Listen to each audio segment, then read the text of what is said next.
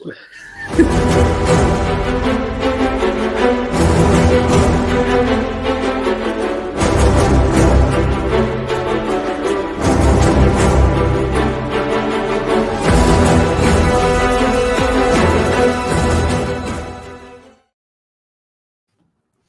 Shorten it up. Get on with it. I love it. We're going to shorten it up today, right? We're going to talk about, hold your tongue. As is. As is. And we have Holden behind the camera here today. So we've promised that every time I swear, his dad gives him $1. I love it. Realtors always stepping into the getting into the mortgage guy's back pocket. Exactly. Can't get around that. So as is, as we're kind of talking about some ideas to cover today, I think it's really important in an environment with limited inventory. A lot of sellers with this misconception that they can just ask $1 bajillion for something that's worth $10, and it's all on their terms, right? So we see as is, and it creates a lot of confusion for sellers, buyers, everybody. It means a million different things, right, Tony? Even though it really should only mean 3 things. Yeah, as is, it can be a great tool for buyers or sellers, but you're correct in that there is a lot of confusion in consumers, buyers, sellers, and even the agents. So hopefully we can try to clear some of this up today. One, I guess we'll start with the contract positions that you can take in residential real estate, buying a residence. So Indiana and Illinois have 3 contract positions, and by default, meaning we don't have to do anything, the contract is generally set up in this manner to start off with. We have a standard contract in which the buyer can have an inspection and can also make a response relative to that inspection. Now, in that response, they can also provide copies of the inspection report that they have that they're referencing in their response. All right. Furnace has a cracked, I forget the flamethrower thing. Furnace has a crack and it's leaking gas. See page 13 of attached inspection. In Illinois, your attorney will be making these responses for you, which is awesome. In Indiana, your agent will be making these written responses for you, which is not so awesome. You want to make sure you use somebody who can read and write professionally. So that's the default position, is we can have an inspection and we can respond to major things. Each contract will spell out what major items are. All right. Little things, we're not supposed to be addressing them, even though they do get brought up. Okay. These are health and safety issues. Yep. And that is it specific things, a dollar amount? What I think in Illinois, I think they might put a dollar amount on that, or a percentage of the purchase price, or no. And people say, well, like, can I just give a credit? The sellers usually say this, can I just give a credit? It depends on what was demanded of you. All right. That's technically a demand. Sometimes they just say this, that, and the next, in lieu of repairs, provide a $2,500 or $5,000 credit or something to that effect. However, often traditionally they would not. They would say repair these things and you're to provide invoices, licensed people are to do the work. And then sometimes you can come back and see if they'll agree for a credit. But no, it's not, you don't have like the automatic ability to give a credit. Okay. All right. And this is going to fall on your agent's ability to determine and communicate with the other agent if possibly a credit may be acceptable, if that's something that you'd like to do. And then is that credit going to be reasonable, right? If they're asking for $8,000 worth of repairs and you're going to try to give them $2,500, your agents better have a conversation about that before the actual demand is sent, because all the other side has to do is sign off on it, say no, and that kills your transaction. All right. So the default position is inspection, and we can make some responses and we can include a copy of the inspection with it. Now, having a copy of that inspection or the pages associated with it, it is argued that that can create somewhat of a liability for the seller, because now you have knowledge of defects. You can get out of this in arguing that the inspector was not your guy and how do you know who this is? But I don't think that that works in a court. So savvy agents and attorneys will possibly try to avoid this if they can. So some other contract positions you can take were created to address this. That's as is. So first is the default position. We're having an inspection. We can make responses. We can include the inspection with our response. Second position is as is. As is can be a great tool. This does not mean that you cannot have an inspection. All right. The buyer can inspect the property, but this technically means that any responses that you make are limited to, I will take it or I will leave it. Here it is, or get on out. Right. Okay. So now this has some benefits, especially in today's market for the buyer and definitely the seller. The benefit to this, the positive to the seller is that they know that they're not going to be put in, or they shouldn't be put into the position of ever seeing anything that could possibly obligate them from a disclosure perspective if that deal were to fall apart. In other words, they're not going to have a copy of the inspection, so it can't be argued that they knew something was wrong. Good, just look, I don't want to know. You tell me if you want to buy the house or not. From the buyer's position, I find that when we talk to most buyers, and this is an important job of the agent that I think a good agent will discuss on the front end and set expectations as to what you can expect in terms of how you can make responses on an inspection. I find that most buyers will say, like, look, I'm having it inspected. I'm looking for major things, right? Yep. Okay. So if you're looking for major things, if it's major, a seller probably isn't going to repair it anyways, and you may not have the money to do it. So the deal's going to die anyways, right? In little things, you're okay to take care of yourself, right? Yeah. The GFI, you can change that on your own. Yep. Right? $15. The screen, the doors don't shut right. The window doesn't open right. Exactly. These are small things you could take care of. Yes. Okay. So really, you want the extra protection of the inspection to see if it's something major that you or I missed. Absolutely. Okay. As is a great tool to say, okay, well, you're protected, Mr. Buyer, in that you can have your inspection, but your response, you need to be able to man up and say, I take it or leave it. Now, from a seller's perspective, and then, so that's that one. We'll just touch briefly on the third position. The third position is you can waive the inspection altogether. All right. Now, I really do not recommend this for anyone except for skilled, experienced, sophisticated investors. Skilled, experienced, and sophisticated. And experience, in your opinion, is probably what? Handling on an investor side, you either have 10 plus rental properties, you're doing 10 to 20 fix and flips at least. I've done 2 or 3.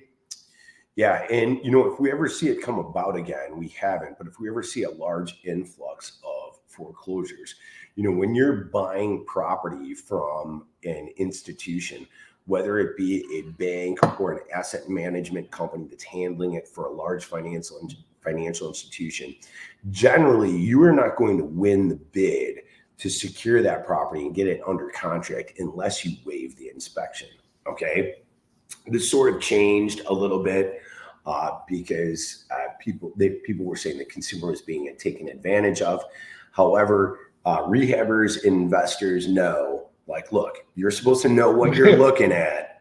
All right. Like, you want to buy this place. We don't want any nonsense once under contract. Once we accept that this thing is closing, so you waive the inspection. This is no bueno for regular homeowners and sellers, so we never talk about it. Okay. Getting back to as is. So forget about that. We've got regular and as is. Both we can have an inspection.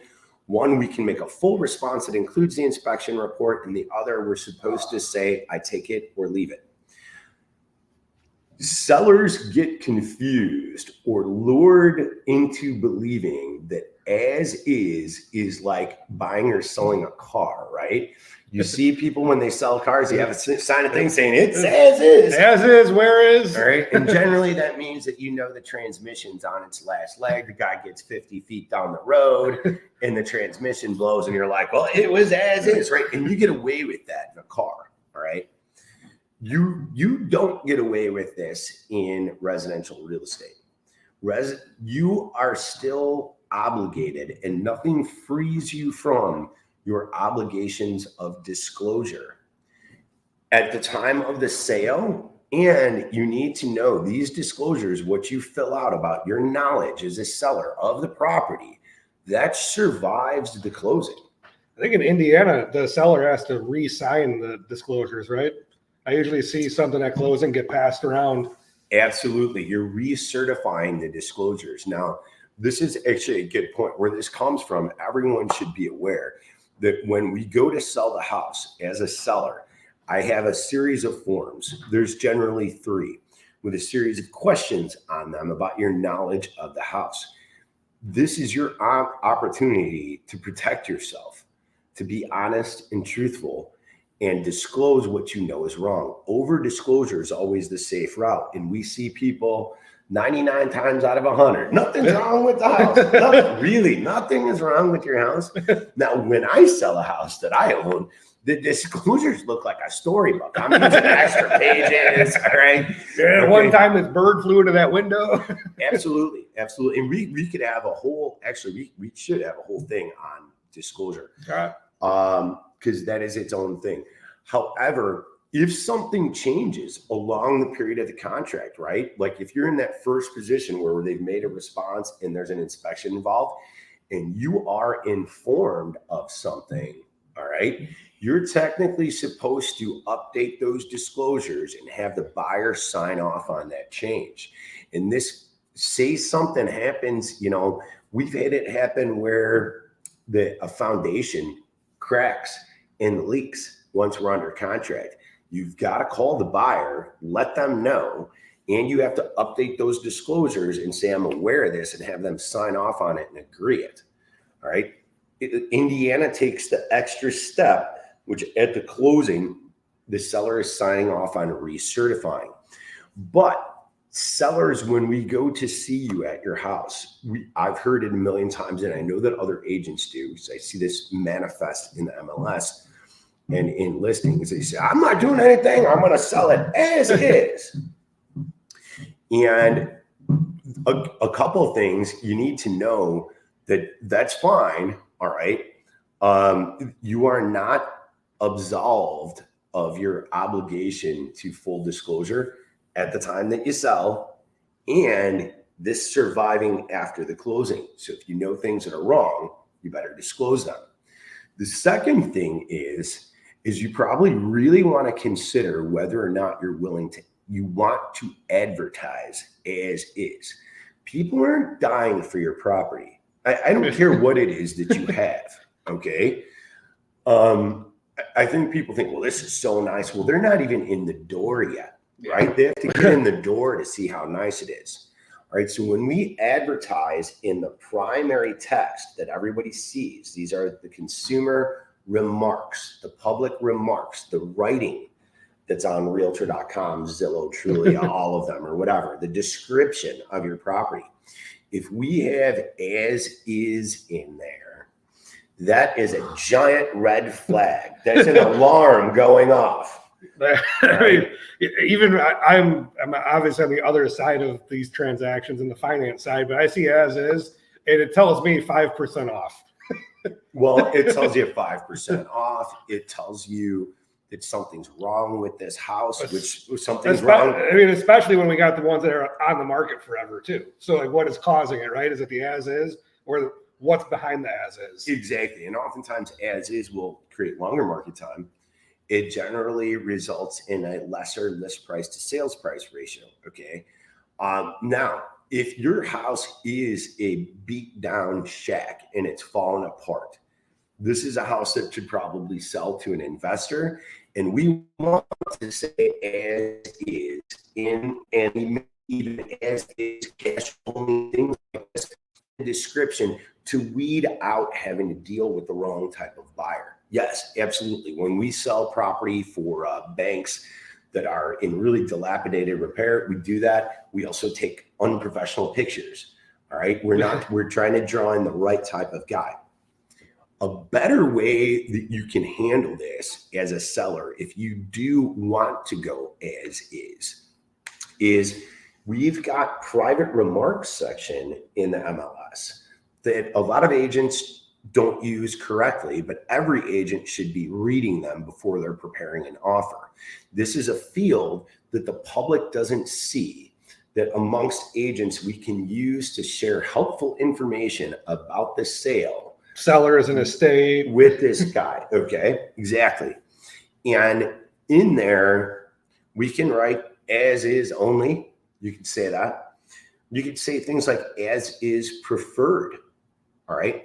As is preferred works excellently. If we've listed your house correctly and we have what I call seller control, the part that a lot of people forget about, they're only thinking price, but you need the control because the only one obligated to a contract is the seller.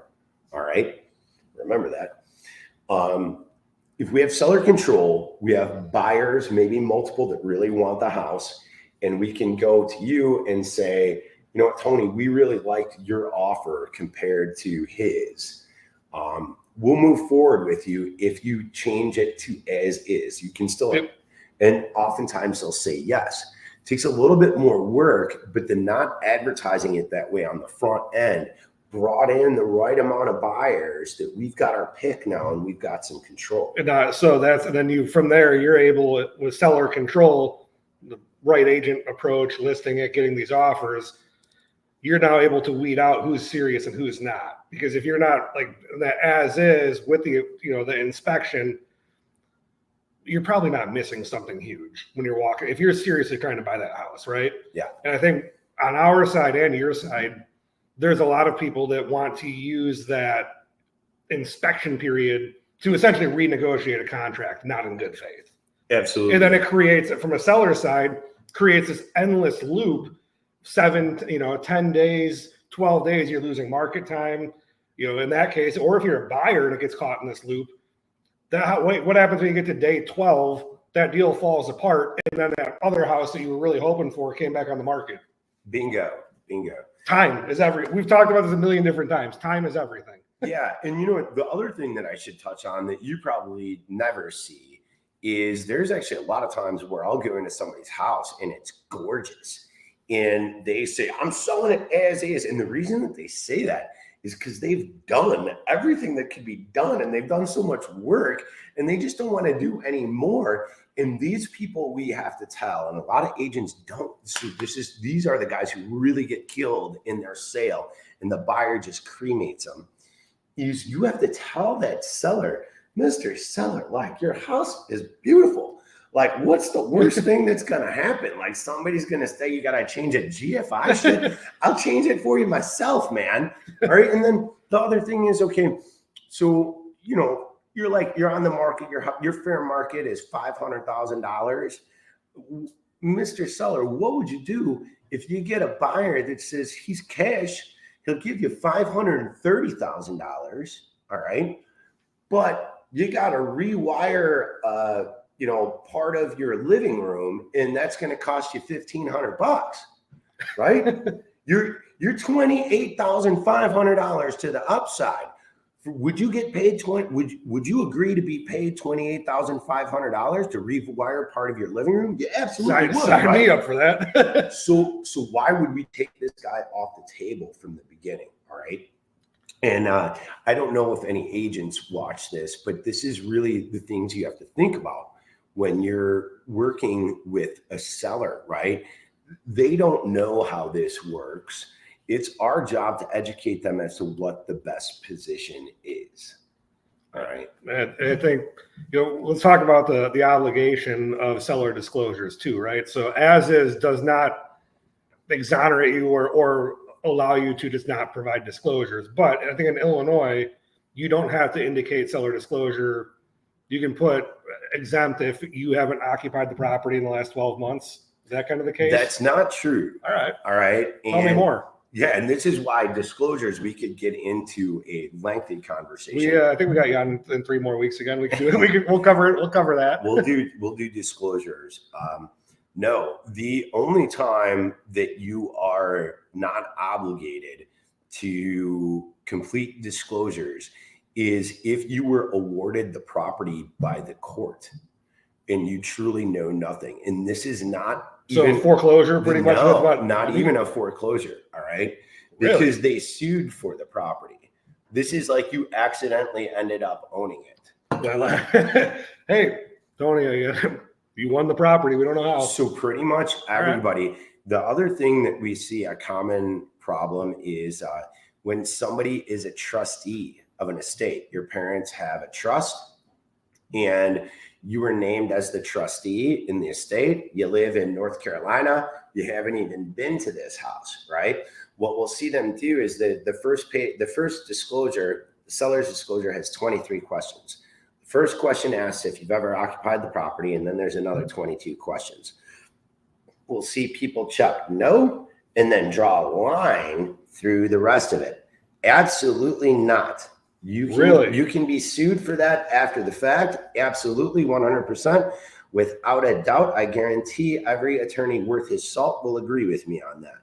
This is you. So you may not have knowledge, but you are to answer to the best of your ability. Now, the best way to handle that, all right, is to answer the questions truthfully. And do you have a knowledge of this? No, it's all about what your knowledge is. Right. So you go through and ask, do you have any reports on radon? No. Okay. We answer all of these things. The real best way to protect yourself on there is to make a note at the top that says seller has never occupied property and has exceedingly limited knowledge of the property. Buyer advised to obtain their own inspection, and then initial that. All right. We want that as big as you can write, that much verbiage at the top. And then we want to request that the buyer initial that and the seller initial that. But there's almost no instance. At first, when the foreclosures became huge years ago, we saw some people, some banks and things thinking they didn't have to provide them. We used to always see it on our side, right? Oh, no disclosures. Seller provide no disclosures. Seller no survey. 100% tax proration. Like it was like a copy, and like now like Chat GPT wrote that. Where they got themselves into some hot water is they started providing a lead-based paint disclosure. All right, because it felt like this is the one that we need. Well, if you're making that disclosure, then you need to make the others. But where we see the biggest issue, though, is estates or somebody selling mom and dad's house, or or it's a rental property and they haven't been there in 15 years. You still have to answer every question, and that thing survives closing. That's the biggest thing. I've personally had a house that, I guess not professionally in a rehab situation, was sued on a seller disclosure situation one time. Went to court. They wanted $25,000 from us. We actually won that case because we had pictures of the house after the rehab and the appraisal and said, no, you guys are the ones that created negative grade, and that's why the basement flooded. Yeah. And it just turns into a mess. It's disclosures are very important. The basis of this is there's nothing, regular contract with the inspection as is or waived inspection that absolve a seller from your disclosure obligations. All right. I wish more agents took this seriously. However, even a big agent that's doing 75, 100 transactions a year may never see a lawsuit like this. But when I was managing the RE/MAX office, right, we're doing 2,500, 3,000 transactions a year. So you're doing a lifetime's worth of a big agent's business every single year. You see these things pop up, all right? And then, attorneys can twist these things however they want. We were actually sued for a property we rehabbed in LaGrange Park. I don't care. I'll share that. This was a 1.5, 2 years long debacle for an agent, Keller, whatever. And an agent had YouTubed this basement flooding, took a video of the basement flooding, made a video that said, don't buy this house. Like a 1.5 before we bought it and one owner prior. All right.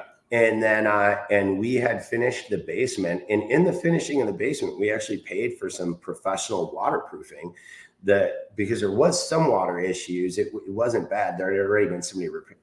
Anyways, we did all this work, and we got sued. The buyer found that video, and ended up suing us for having knowledge of it, even though we proved that we repaired it. We ended up also getting sued to replace all of the windows in the house, which was not even the initial issue, had nothing to do with anything, and the windows were fine. So and this was also, I think, 1 full year, 1.5 later after they bought it. So sellers, you're not getting absolved of the disclosure stuff. The best that you can do is put yourself in a position where you're not being informed of anything new. The as is great, but we likely, unless our house is truly destroyed, we likely don't want to lead with that in a description that the public can see. We're going to scare too many people away. All right. So if we're boiling this down into a couple key talking points, as is does not absolve the seller from disclosures. Sellers, if you're selling a property, make accurate disclosures. Don't let an agent or an attorney or anyone let you gloss over the importance of that, because again, that transaction, signing that deed, getting your proceeds does not end what you previously disclosed. As we've talked about, Tony, they got sued 18 months later on something, right? Yeah. For something that happened before. Buyers, though, understanding how to write an offer with your agent, right? We have 3 positions: default position, position 2, which is we're writing this. We're not going to really come back for any repair requests, but we do want the protection that if we miss something huge, we can just nix the deal. Yeah. And position 3, we don't even care about if you're the average consumer buyer. Yeah. And for buyers today, this can be an excellent tool to compete against other offers. All right. I'm blown away on my listings. I'll get 5 offers and nobody thought to write it as is. So for our clients, we'll have a discussion with them about it. If it's the right property, and we have to be diligent when we're at the property. I'm not an inspector, but have sold a bunch of real estate and have a fairly good idea of what things could be major issues. I'm going to try to point those out while we're there and say like, hey, I'm relatively certain the inspector is going to say something about this. Like, are you okay with this? Here's how you might want to fix it, whatever. If we're getting yes, then hey, look, I know you're only putting a smaller percentage down. There's going to be guys putting more down that are probably going to look better to a seller whose agent saying, oh, well, this guy's putting more money down. One of the things that you can do to make yourself stand out is say, hey, look, I'll take it as is. I'm not going to be a pain. I'm going to get an inspection done real quick, but real quick right away, you're going to know whether I'm moving forward or not. That's the biggest thing. Time on the buyer side, time on the seller side is something that can't be undone, right? Time's always moving forward. And from a buyer standpoint, okay, the seller's not going to we're not going to have to worry about those repairs. So if something huge pops up, bam, contract's over. I'm back into the market because market's still moving. There's not a lot of houses for sale. The good ones are going fast. And I think the last piece we want to talk about, when you're going through a property with an agent, a quality agent, someone that's been through hundreds of homes, has worked through renovations, has done all of that. You and I had a conversation about a buyer in a house a while back, and I think you said something about, man, these floors feel soft. Like there's something wrong with the floors, right? Well, if there's something wrong with the floors, there's probably another major issue like the roof and cracked roof trusses. So when you walk in, you walk in, how many houses do you walk in a year? Probably 1,000. I didn't even want to think. I've been in a lot. Yeah, it's the agent has to have good. This is where hiring an agent that doesn't need your deal to make their mortgage payment or isn't brand new and trying to break into the business is important because you don't want them conflicted with trying to sell you the property. You want them trying to help you get the right property. All right. And a lot of them, if you're kind of inexperienced, and I'm not saying all inexperienced agents are bad. All right. But they can't force someone with less experience has a harder time foreseeing the troubles that you're about to get yourself into. Now, as a buyer, we have to think about it on both sides. There's some cost involved with getting into a contract that doesn't work out. It's not much. And you're pretty well protected. You're super well protected. You have to realize, though, that when you're making an offer, the only person that's going to be obligated to that contract is the seller.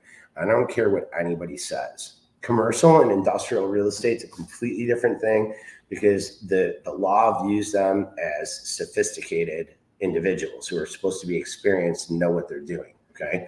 But in residential, the only person obligated. So these people, they've got a good agent and they're educated, they really have to think before they accept an offer. So doing something like take some of the heat off of them and some of the concern out of them that you're going to be a thorn in their side and just mangle them once you get under contract, as is can be really great if you understand, hey, look, these little bitty things, you're going to have to take care of them. If you're cool with that, you could be the one to win the house versus somebody else.